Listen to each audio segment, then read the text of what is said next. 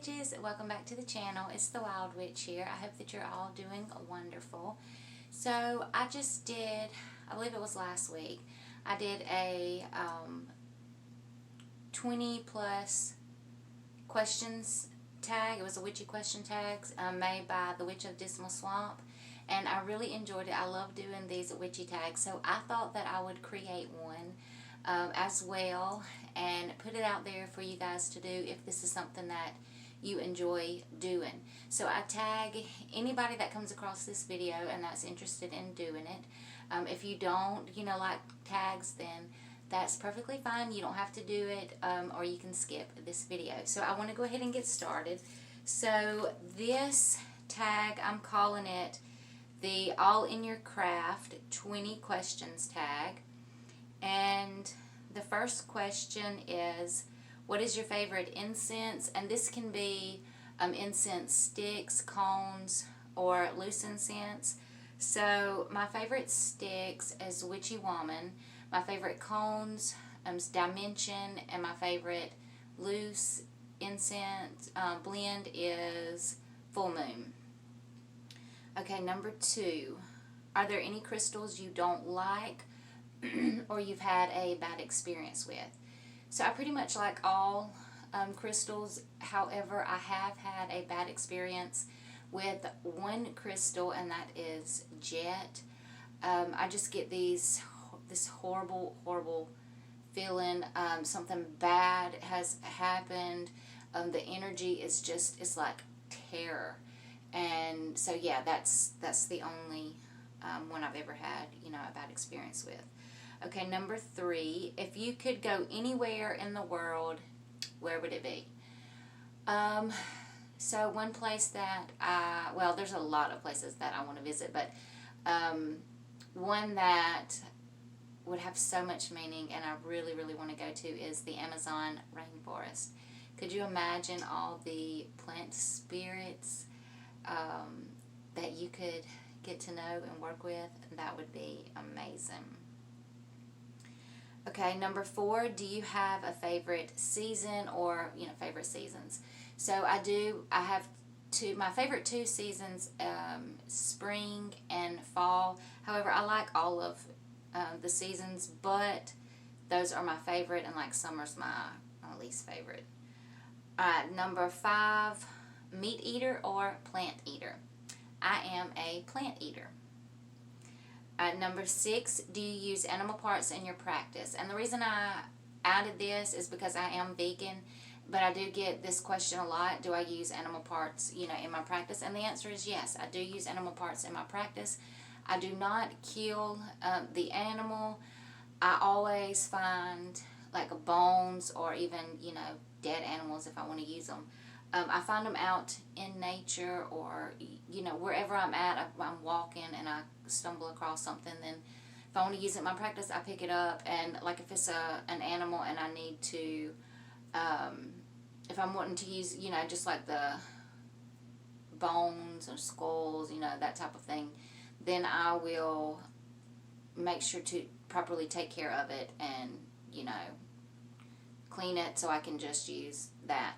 And I feel like though by me using these animals or these animal parts, I am respecting this animal. I'm giving it another purpose, even though it's, this, like that physical body that it's in is ended. It doesn't have to end there. I'm still honoring, this animal that I'm using within my practice. So I even, do a little ritual for them to show my respect and how much I appreciate, me being able to find whatever part it is, that I'm using, to be able to find it and use it and incorporate it into my practice. So it has a lot of meaning to me, and it's very, I see it as a sign of respect to not just that animal. Just say it's, like this raccoon skull that I have over here. It's not just me showing respect to this raccoon, but the raccoon spirit, in general. So hope that clears some of this up, because some people, have asked, like, how can you be vegan and kill animals to use in your practice? But I don't kill them. So, yeah. All right, number 7, do you work with spirits? And yes, I do work with spirits. Number 8, do you meditate? And of course, I meditate. I absolutely love meditating. I thought when I first started, like, oh, I can't do this. Meditation's not for me. I can't sit there, cross-legged or in lotus position. It's just not my thing. But once, I kept practicing, I meditate every single day. I could not see myself not meditating. And I feel like within my practice, for me personally, it has really helped push my practice to the next level. So, that's the thing.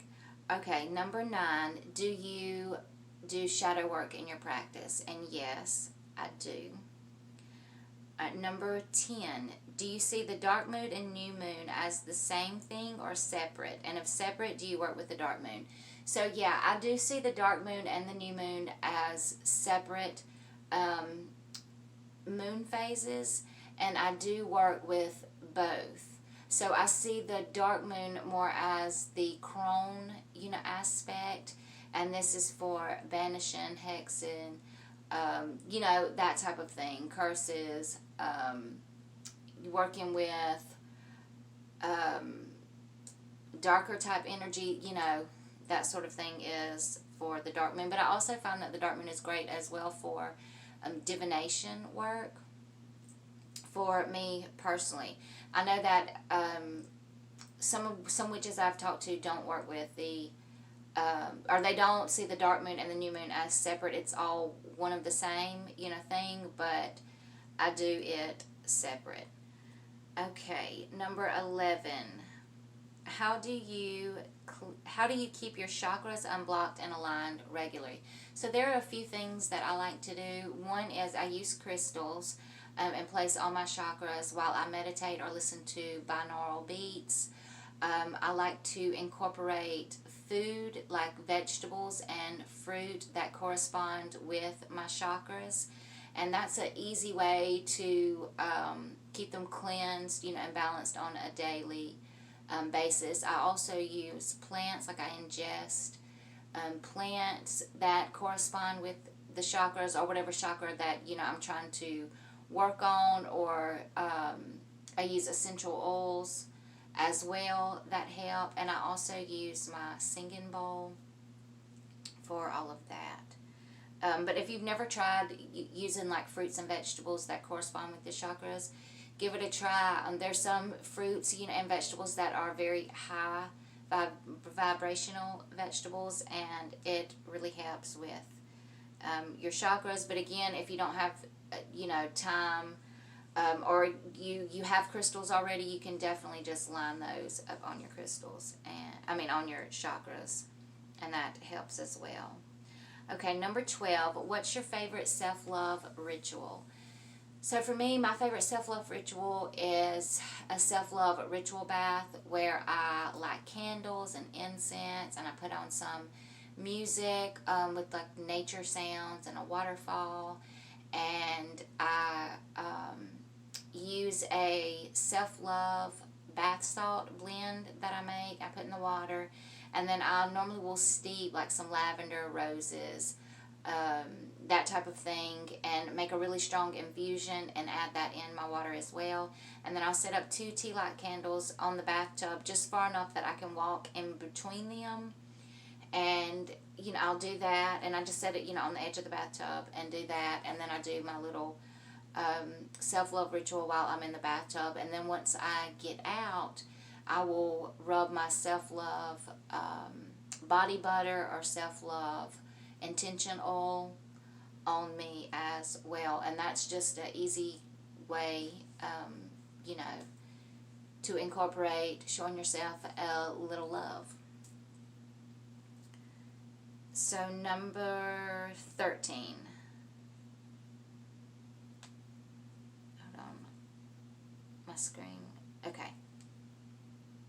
So number 13. Do you prefer to do your outdoor workings sky-clad in ritual robe or attire, or just whatever's comfortable? So for me, I live, in the city, so I wear whatever is comfortable, like whatever I'm feeling at the moment that is comfy, I can move and dance around in, then that's what I wear.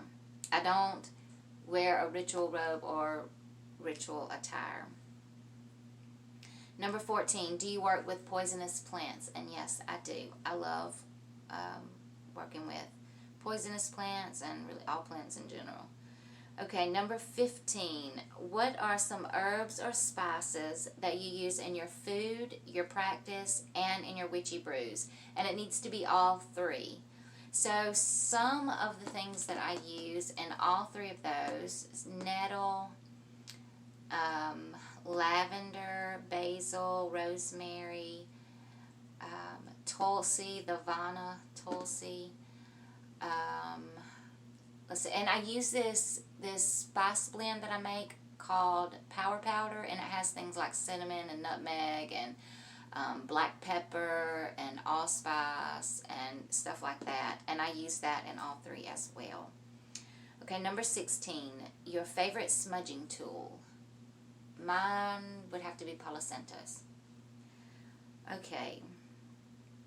Number 17, do you work with planetary energy in your practice? Yes, I do. I love working with the planets. Number 18, do you head dread, lucid dream, or astral travel? And yes, I do. Sorry guys, my nose is itching. My allergies are acting up right now. Anyway, so yeah, I started lucid dreaming and astral projecting as a kid, and I had no idea that's what it was. I knew that I did it, especially like lucid dreaming. I did a lot of lucid dreaming as a child, but I didn't know that there was a word, for it. And I didn't find out till years and years later. Actually, until I became an adult, then I put, a name to it. And then I started practicing and teaching myself how to astral travel, which then led up to head riding. Okay, number 19. Do you have a crazy story to share that you think is crazy or unusual? So I do have this story. So when I was a teenager, there was this man that lived in the same town that I lived in, and it was said that he was just this real asshole of a man and that he abused his wife, and he was just, a real dick to everybody. Now, I personally did not know him, but I did have a friend that her and her family did know this man. Well, anyway, his wife ended up dying. And he said that his wife was haunting him. And so she was buried in the cemetery in town. And the police kept getting reports that there was a man laying on this grave in the cemetery. And so they would go, and it would be this man, and he was laying on the grave. And he would sleep there. He would try to stay there all night till the morning, and just the police would give him warnings, that he had to leave and stuff, and he just kept coming back. So one night he went and dug her grave up and got, the casket out and took her to his house and buried her in the front yard. Well, this man said that he had to talk to her like 24/7. The only way that she would quit haunting him and doing things to him was if he would talk to her, and he had to fix her food and feed into her casket. So he took PVC pipe and went through the ground, like into her casket, and he would grind up food in a blender, or blend up food in a blender, coffee, everything, and he would pour down that PVC pipe down into that casket. And he would sit out there, like he ended up putting his whole like living room furniture out around where he had this casket in his yard. And he he said he built like a fence around it, and like I said, he had a TV, a couch, everything. out there, and you could drive by, and the smell that came from that area was just, it was horrible. His kids and his family, you know, pretty much disowned him. I don't know about now, but I know at the time they pretty much had disowned him because he would not stop doing this, and he was always outside just talking and, you know, like throwing his hands up in the air, talking to her, like I said, feeding her 3 meals a day, giving her coffee, and it really stunk out there. And, you know, of course they ended up, you know, the police came out there and all that kind of stuff. But yeah, that was the thing. We used to ride by and look, because my friend, when she was telling me about it, because like I said, she didn't live far from there, and to get to her house, you had to go by it. And so she took me out there, and I know people did used to ride by and, like, you know, laugh at him and throw stuff. So he would chase people. It was really crazy, but I don't know. It's a very different story. You don't hear that often, so I thought that I would share it with you guys. Okay, the last question, number 20. Do you participate in Earth Hour? And yes, I do, Earth Hour. I've been doing it since about 2010, I believe, is the first time that I did Earth Hour. Now, if you don't know anything about Earth Hour, that is perfectly okay. You can go ahead and answer the question if you do this tag. I'm going to do a video in a few days and talk about Earth Hour, because I would love for you guys to participate in Earth Hour with me as well. So again, I tag anyone that watches this video. If you have any witchy sisters out there that creates a YouTube channel and likes to do this tag, then I would love for you to share it. Share it with any of your fellow witch sisters, witch brothers that are out there. I actually met 2 new witches by doing the last tag, so it's really cool to get to meet new witches. Maybe there's witches on YouTube that you've never seen their channel, and now you have the chance to go support them. So again, please share, and until next time, I hope that you fly high, witches. Peace, homies!